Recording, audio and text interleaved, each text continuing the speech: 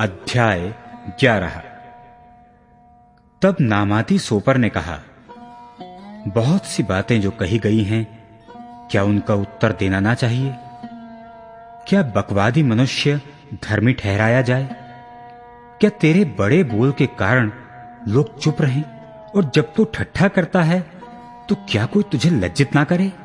तू तो यह कहता है, मेरा सिद्धांत शुद्ध है और मैं परमेश्वर की दृष्टि में पवित्र हूं, परंतु भला हो कि परमेश्वर स्वयं बातें करे और तेरे विरुद्ध मुंह खोले और तुझ पर बुद्धि की गुप्त बातें प्रकट करे, कि उनका मर्म तेरी बुद्धि से बढ़कर है।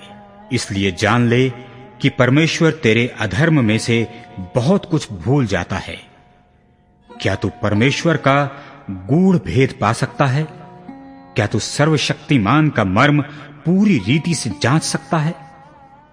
वह आकाश सा ऊंचा है, तू क्या कर सकता है? वह अधोलोक से गहरा है, तू क्या समझ सकता है?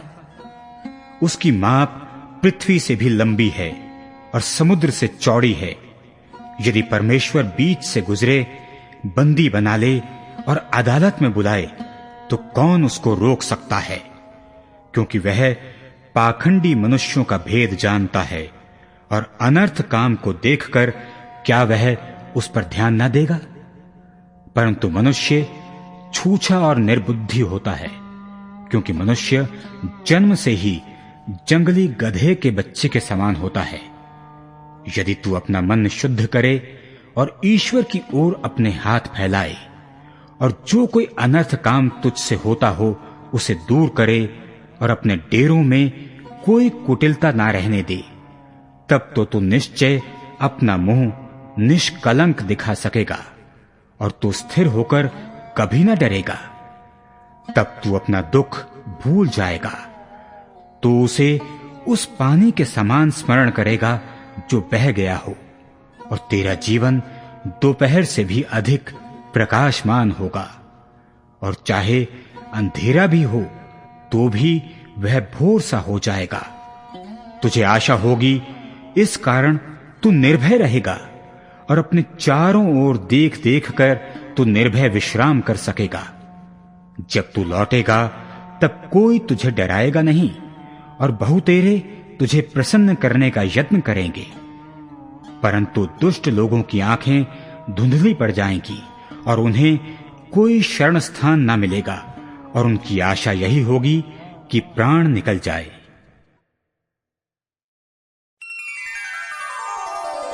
अध्याय 12।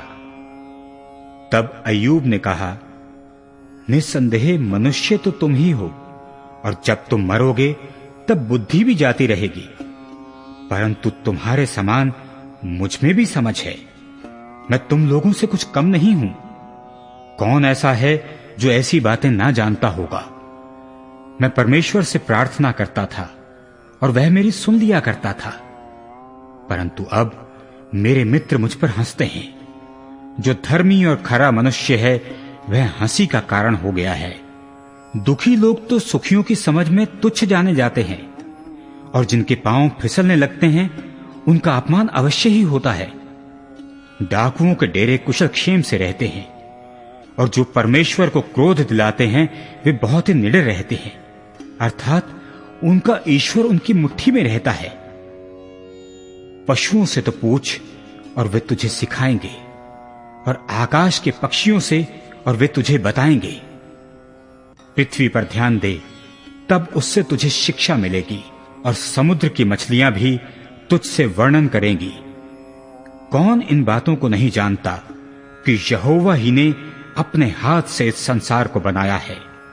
उसके हाथ में एक एक जीवधारी का प्राण और एक एक देहधारी मनुष्य की आत्मा भी रहती है।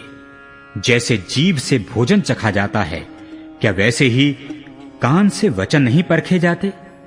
बूढ़ों में बुद्धि पाई जाती है, और लंबी आयु वालों में समझ होती है। परमेश्वर में पूरी बुद्धि और पराक्रम पाए जाते हैं। युक्ति और समझ उसी में है।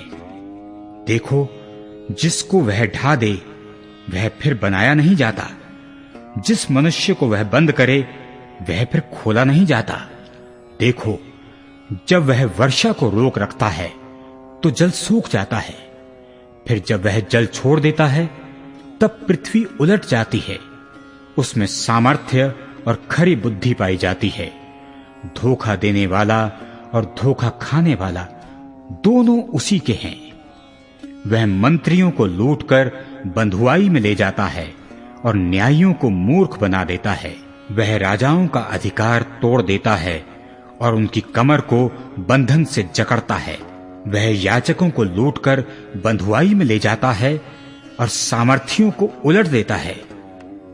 वह विश्वास योग्य पुरुषों से बोलने की शक्ति और पुरनियों से विवेक की शक्ति हर लेता है।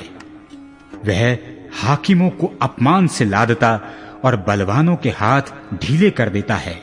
वह अंधियारे की गहरी बातें प्रकट करता और मृत्यु की छाया को भी प्रकाश में ले आता है।